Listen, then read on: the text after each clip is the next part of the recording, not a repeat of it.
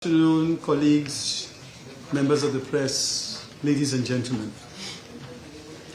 The Monetary Policy Committee, MPC, of the Central Bank of Nigeria held its 294th meeting on the 25th and 26th of March 2024 to review recent economic and financial developments, as well as assess risks to the outlook.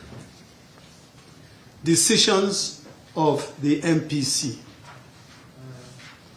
The committee's decisions are as follows. 1.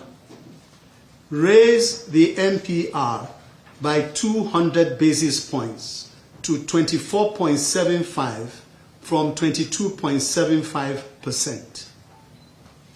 2.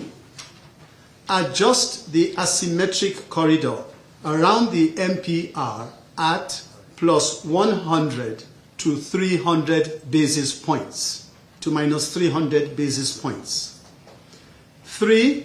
Retain the cash reserve ratio of deposit money banks at 45%. 4. Adjust the cash reserve ratio of merchant banks from 10% to 14%. And 5. Retain the liquidity ratio at 30%. Considerations. The considerations of the committee at this meeting focused on the current inflationary pressures and the need to anchor inflation expectations, as well as ensure sustained exchange rate stability.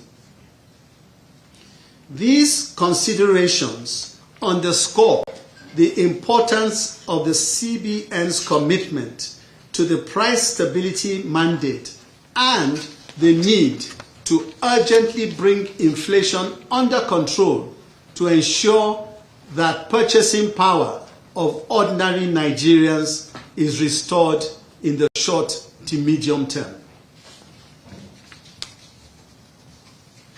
Members noted the continued rise in headline inflation, driven largely by food prices because of supply shortages and high costs of logistics and distribution. The committee, therefore, was of the view that addressing food insecurity is key to containing current inflationary pressures. On this note, members commended the ongoing efforts of the federal government towards addressing food insecurity. Some of these measures include the provision of various palliatives, release of grains from the strategic reserves, distribution of seeds and fertilizers, as well as farm implements for dry season farming.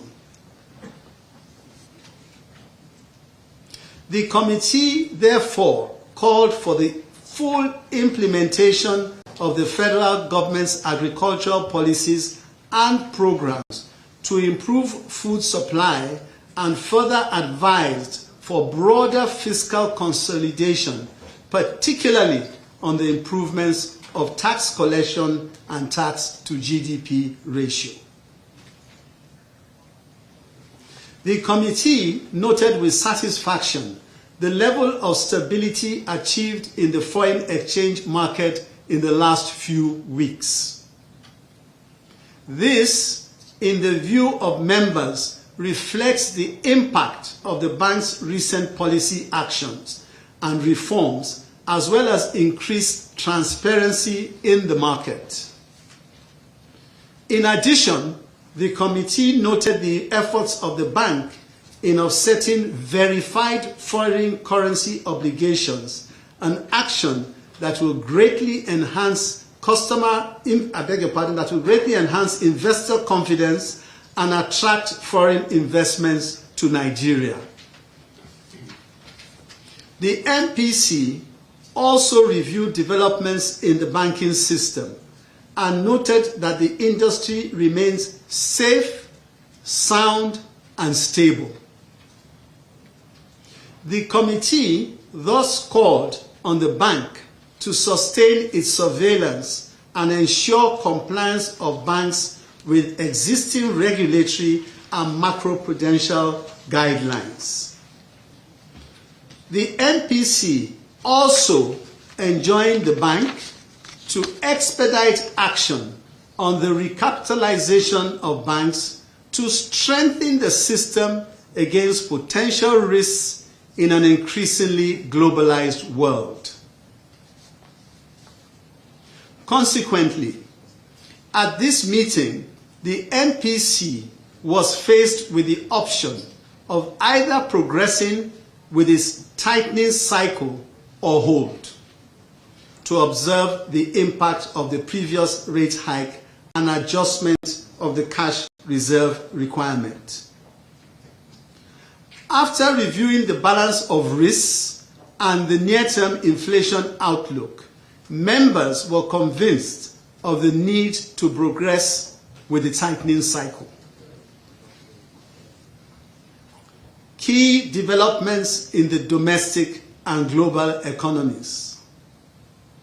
Domestic headline inflation rose further to 31.70% in February 2024 from 29.9% in January. Food inflation accelerated to 37.92% from 35.41%, while core inflation rose to 25.13% from 23.59%. Key drivers of inflationary pressure remain the strong exchange rate pass-through to domestic prices, rising cost of transportation, high cost of energy and other production inputs, lingering insecurity, especially in food-producing areas, and legacy infrastructure deficits. Data from the National Bureau of Statistics showed that real GDP grew by 3.46% in the fourth quarter of 2023, compared with 2.54% in the previous quarter. Staff forecasts for 2024 indicate that the Nigerian economy will grow by 3.38%. Disruptions to the global supply chain associated with pockets of geopolitical tensions continue to pose a key concern to monetary policy. Global inflation has, however, continued to decelerate in 2024, but is expected to remain above the long-run objectives of major central banks. Interest rates of advanced economy central banks are thus expected to remain high in the short to medium term before commencing a descent. Consequently, global financial conditions may remain tight through 2024. Accordingly, the committee will continue to monitor developments in the global and domestic economies to ensure that inflationary expectations are anchored to restore and sustain macroeconomic stability. All 12 members attended the meeting. The next MPC meeting will be held on the 20th and 21st of May 2024. Thank you for listening. Thank you so much, sir. That was communique number 151, presented by the MPC chairman and governor of the Central Bank of Nigeria, Mr. Olayemi Kadusu. We now take questions from the media. Please state your name, your medium, and then ask your question. Okay? Thank you very much. My name is Sunday Michael Ogu. I write for the Trust newspaper. Mr. Governor, I've got two questions. The first one is that the MPC decision is consistent with some of the public statements you have made about how you will continue to raise interest, tighten interest rates as a way of targeting inflation. My worry, however, is this the only option in town? We have continued to tighten in several MPC meetings, and the inflation has continued to skyrocket. At what point, we will begin to see a moderation in this tightening? How much of growth are we sacrificing, to rein this inflation? That's the first one. My second question is, you've also talked about, you've commended the efforts that you have made in settling FX liabilities, as we have seen with your recent releases. But the organized private sector is saying that their funds have been retained for extended periods, in some cases over 1 year. What exactly is happening to those funds as far as this whole settling of FX situation is concerned? Thank you. Thank you very much, Daily Trust. Well, two very important questions, one on the issue of tightening and the other on the issue of backlogs of forward transactions. Now, let me say that, yes, from our perspective, the key thing for us as a central bank is to be fully focused on our core mandate. And that core mandate basically is to fight inflation and to ensure price stability. So there's no ambiguity in that, and there's no compromise on that. We are very, very concerned that the purchasing power of the average Nigerian should be restored to the levels that they know it to be. And what we are saying is that going forward, we expect that if the environment is such that requires us to tighten, we will tighten. Our projections, however, indicate that things will begin to moderate from about May onwards. And the projection, as you may know, is that by the end of the year, we're expecting the inflationary rate to have come down significantly. So we believe that we're on the right course, and of course, one particular area of cheer as a result of the actions we have taken is the moderation in the foreign exchange rate, which you have seen. Now, don't take the foreign exchange in isolation, because it does have major pass-through to inflation. And to the extent that we've seen this happen, and we expect it will continue to moderate, we're confident that these tools and measures that the central bank is using will ensure that the inflationary spiral will gradually be brought under stricter control. Of course, from the MPC's standpoint, the MPC does make decisions based on economic data and, of course, market conditions. So as the next MPC, which I've announced will be taken in May, they will obviously look at the existing variables and make a decision accordingly. I hope that will answer the question on tightening.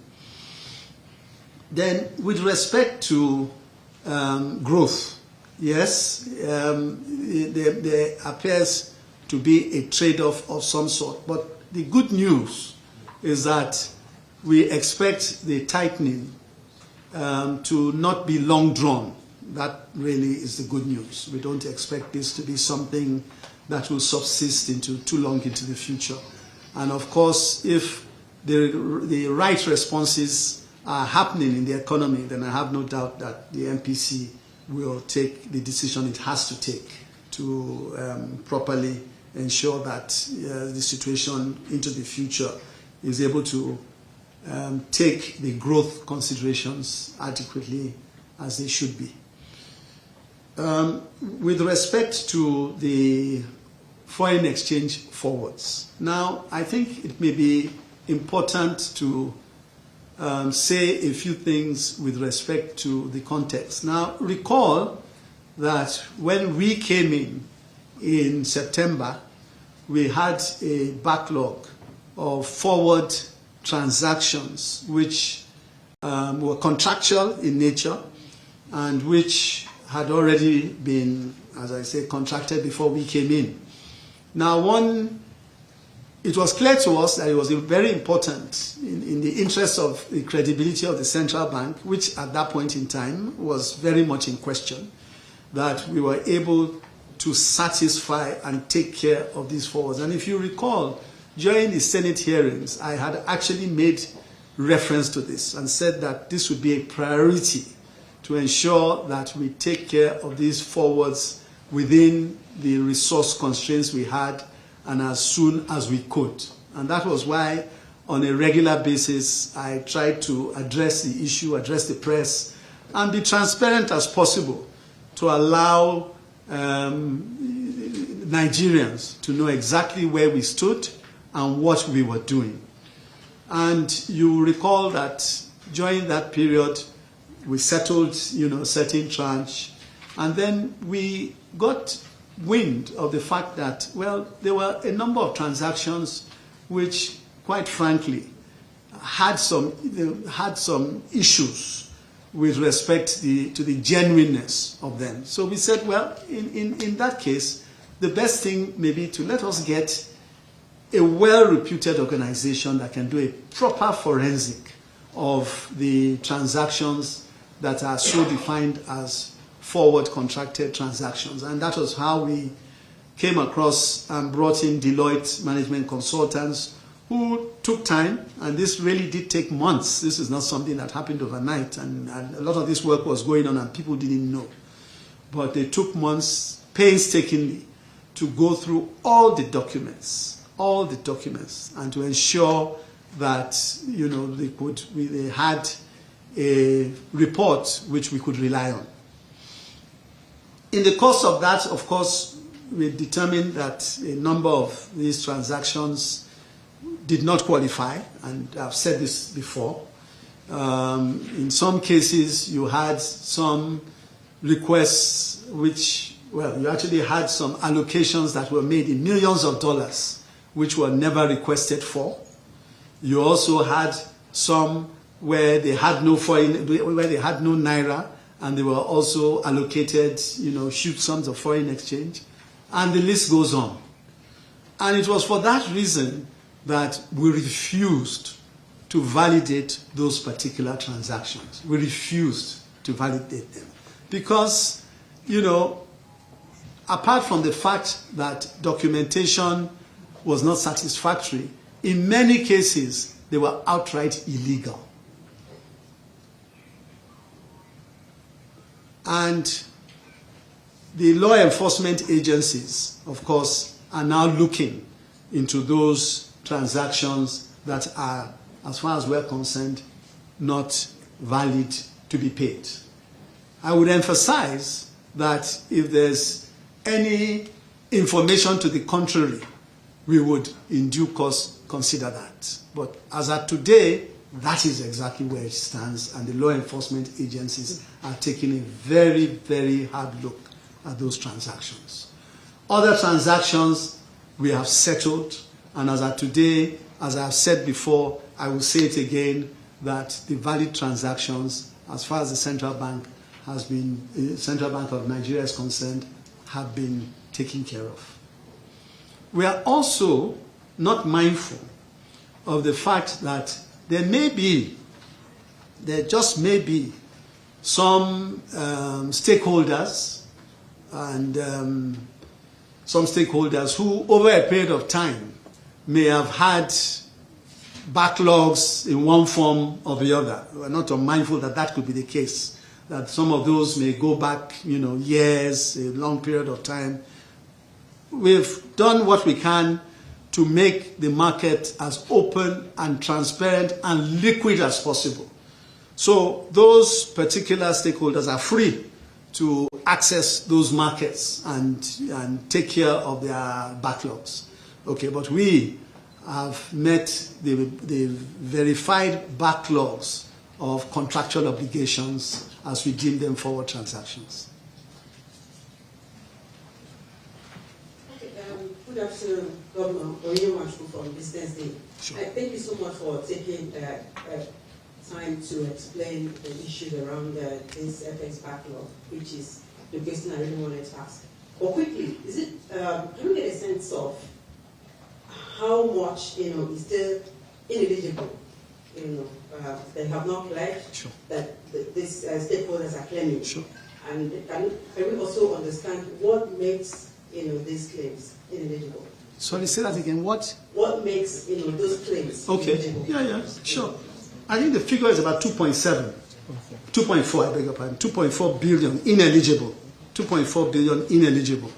Okay, and as I said, there have been several cases, quite frankly, that go from documentation, Form M, no Form M available, or as I mentioned earlier, cases where allocations were made and no requests were asked for, or cases where allocations were made and no naira was available. So, it's the list goes on. So that's a good example of some of the infractions that we noted. Good afternoon, Governor. Yeah. My name is Peter Poha from New Telegraph Newspapers. CBN has lifted Forex restriction on dairy products. Did the bank consider the impacts of this action on the local markets? Thank you very much. Now, again,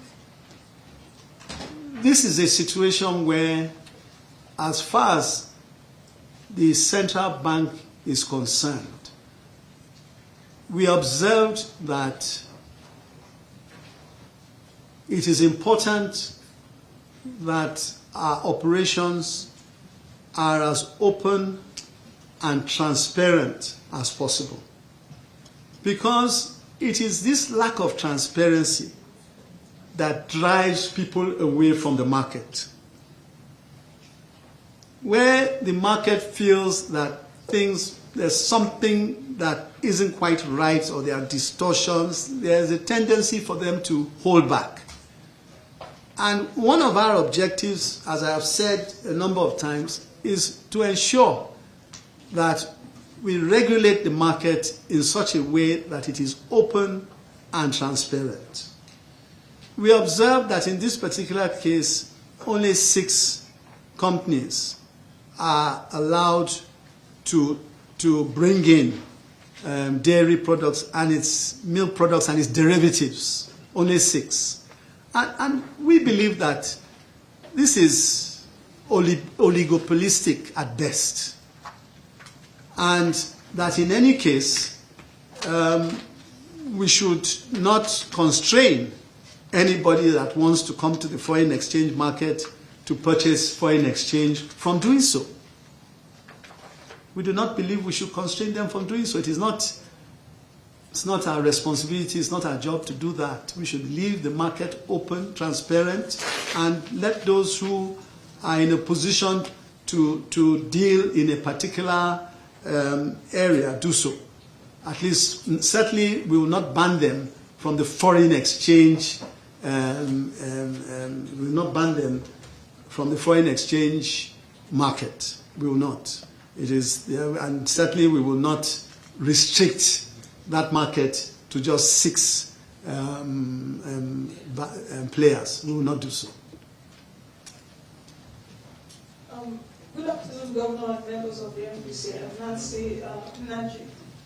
Governor, I want to ask a question following up from the question I asked of Binance last month, because it's been a long 1 month from the time you addressed us here.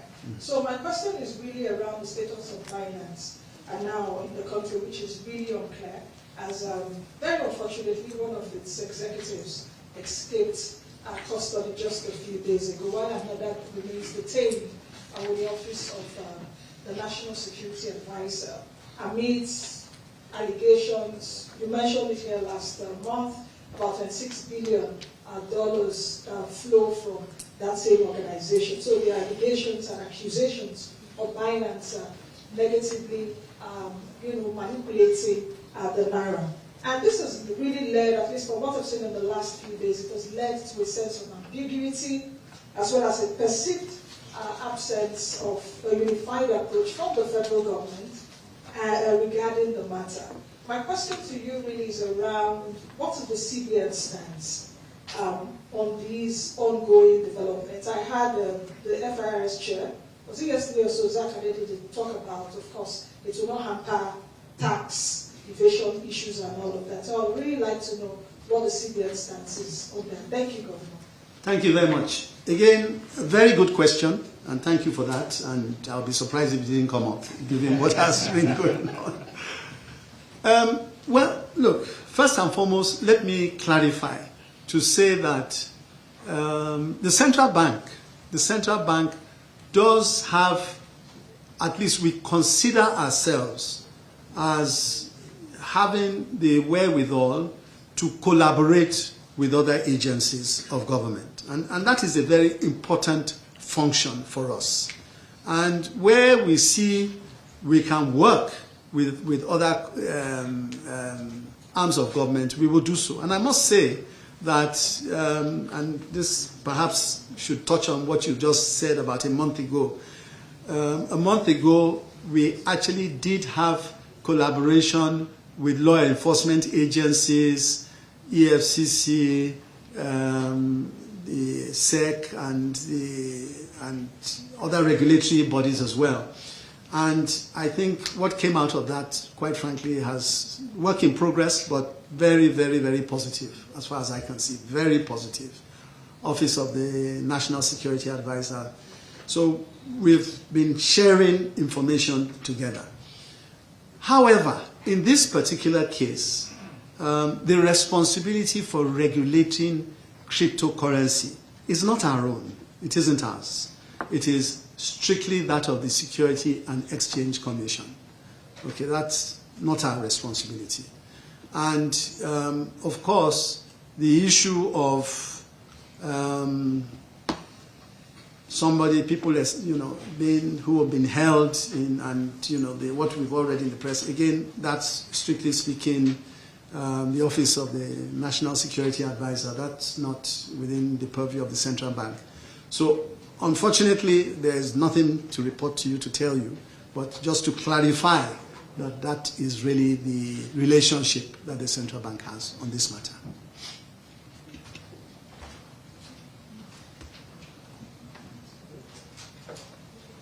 Thank you so much, Mr. Governor.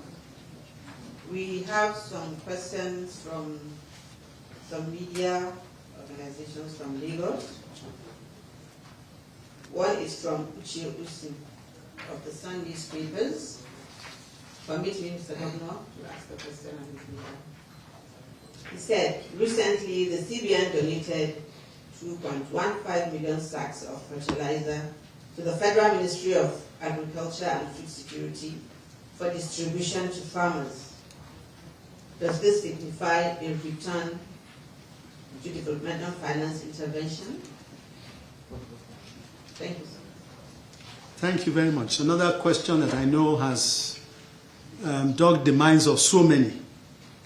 And the question is, does this suggest a return to developmental interventions? And the answer is no, it doesn't.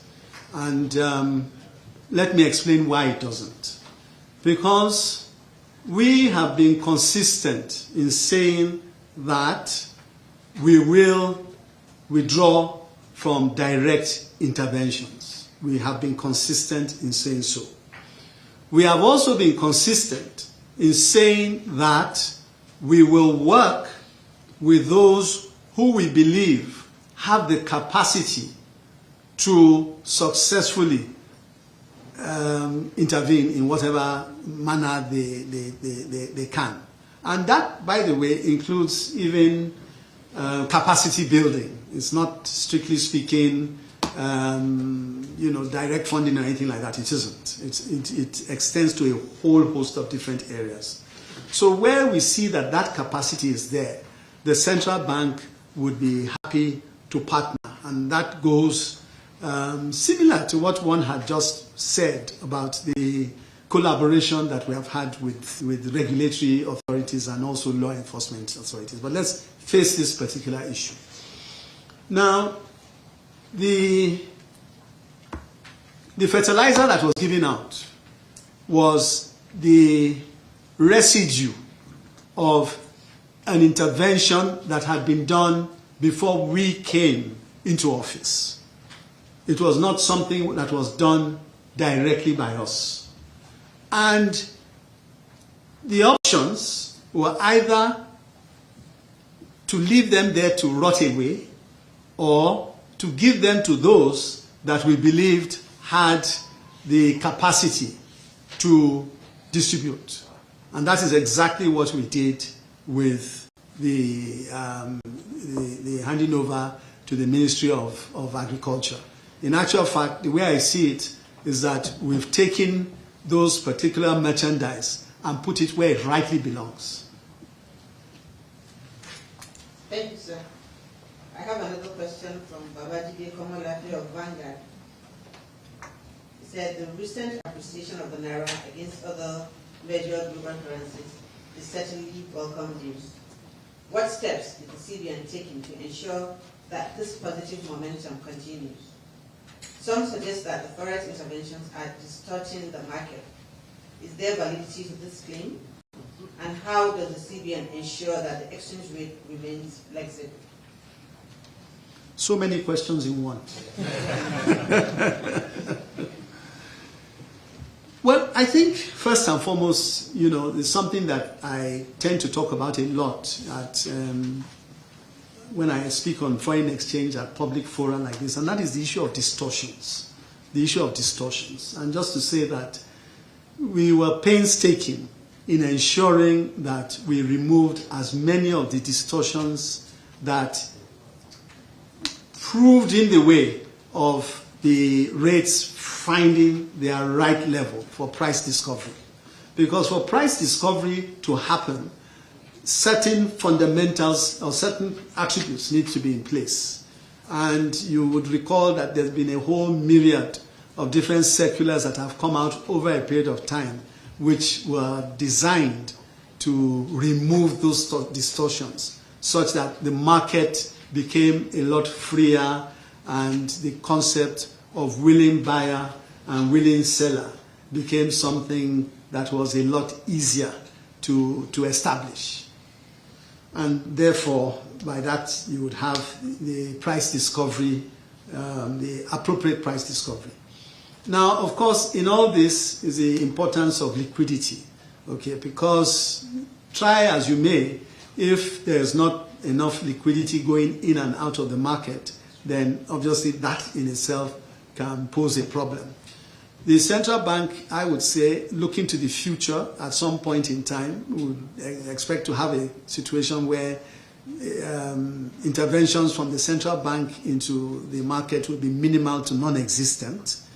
But where we see the need to have liquidity pumped in to ensure liquidity in the market and that the market is boisterous and stakeholders can come in and go out, we will do so. The idea is by no means to establish any price, but at least to catalyze the demand and supply equation in such a way that the market gets its own confidence, and as I said, price discovery is established, and people get used to that. And once that becomes a regular occurrence, then we expect that we'll find that the need for central bank to come in and will be significantly reduced to eliminated. The market should really run on its own at some point in time. Thank you so much, Mr. Governor. Another question just dropped from Numed Ekege of this day newspaper. And he said, Mr. Governor, sir, this is a very short question. We can see the work that you and your team are doing, but how do we avoid rising interest rates from strangulating economic growth? Yeah, it's a short question, but unfortunately, my response can't be as short as that, to be honest. But really, on a serious note, to say that we are not unmindful of the impact that these increases in interest rates are having. We are not unmindful of it. We are very, very, very mindful. And in actual fact, if you look at it, why are we doing this? Because we've said our main objective is to manage inflation. And we believe that with increased interest rates, we have a situation where the foreign exchange market becomes a lot more lively. We've had relative shortages in foreign exchange over the recent past. We're now seeing more activity in the foreign exchange market, which in turn is reducing the exchange rate and is also reducing costs. Okay, so it's not a one-sided affair that the increase in interest rates is strangulating the economy. While it may have those tendencies on one side, with the foreign exchange rate coming down, that also helps to moderate the overall. And as I had said earlier, we would expect that this would not be too long drawn. At least I would hope so, that it would not be too long drawn. We are getting towards a situation where on the exchange rate it is moderating, and we expect it to continue to moderate. And then it finds a level which, quite frankly, very, very important, is sustainable. That's very, very, very important. A level that is sustainable, which obviously will involve huge collaboration with the fiscal side, because a lot of that cannot just rely on the monetary side alone. So whatever we see on the interest rate side, which is being used to help to moderate prices, buys us time to ensure that the fiscal side, is able to do all the things that it is already doing and ensures for a more sustainable economy where the need to depend too much on hiking interest rates is considerably reduced. Thank you. Thank you so much, Mr. Governor, sir. That brings us to the end of this press briefing. Thank you all for coming, and see you. Wait, one more before you go. Sorry, before you go, because I was almost missed something which I think is very, very important, and that is that one particular individual who is amongst us today and who is referred as the doyen of the directors, Dr. Tumala, is on his way out. So this is his last NPC meeting.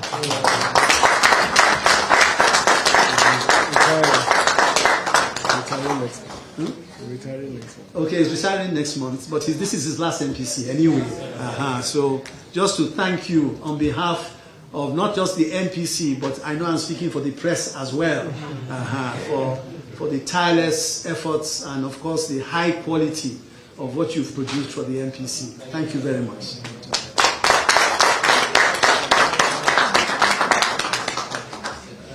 Thank you so much, Mr. Governor. That ends the press briefing. Thank you all for coming, and see you in May. I had to remind you when he's retiring because they say you chopped him out. That's true.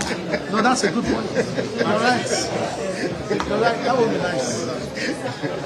I deliberately left out that other point about Especially last time, where did you get us? Every time you come, they ask you a question. That's why I